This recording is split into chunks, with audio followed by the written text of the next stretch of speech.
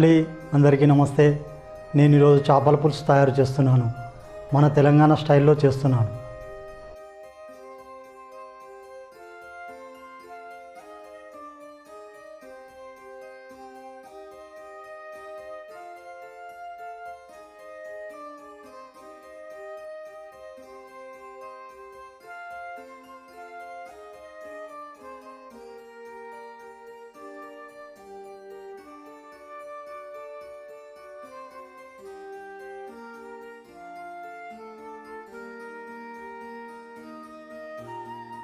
ముందుగా సగం చెంచా మెంతులు, ఒక చెంచా మిరియాలు, ఒక 4-5 లవంగాలు, సగం చెంచా సాజీరా, ఒక చిన్న ముక్క అనాస పువ్వు, ఒక 2-3 దాల్చిన చెక్క, ఒక సగం స్టార్, ఒక చెంచా జీలకర్ర, 4 ఇలాచీలు, 2 బగారా ఆకు, కొద్దిగా బగారా పువ్వు, ఒక 4-5 ఎండుమిరపకాయలు సుంచి వేసుకోండి, కొద్దిగా కొబ్బరి, 4-5 కాజు, 3 ఉల్లిగడ్డలు కట్ చేసి వేసుకోండి, ఒక 4-5 పచ్చిమిరపకాయలు కట్ చేసి వేసుకోండి, 5-6 ఎల్లిపాయలు, ఒక అల్లం ముక్క వేసుకోండి.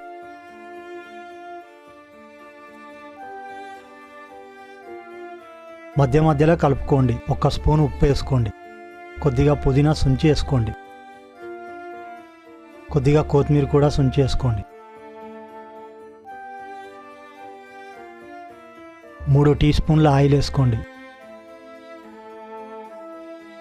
ఇప్పుడు ఇవన్నీ బాగా ఫ్రై అయినాయి కదా, ఇవి చల్లగైన తర్వాత మిక్సీలో వేసుకుందాం.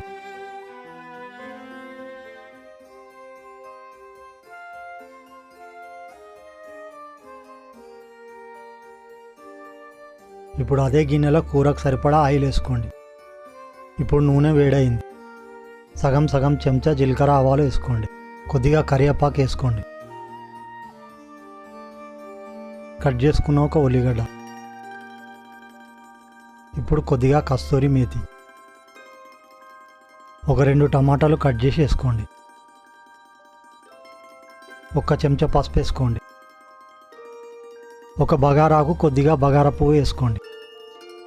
మనం ముందు ఫ్రై చేసుకున్న మసాలాలని పేస్ట్ చేసుకున్నాము, అది ఇప్పుడు ఇందులో కలుపుకుందాం. 1 చెంచా ఉప్పు వేసుకోండి, 3 చెంచాల కారం వేసుకోండి, 1 కప్పు చింతపండు రసం, పులుసుకు సరిపడా వాటర్ పోసుకోండి కొన్ని.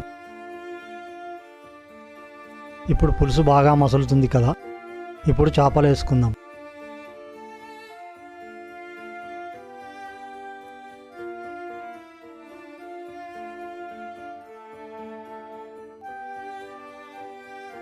రెండు చెంచాల ధనియాల పొడి,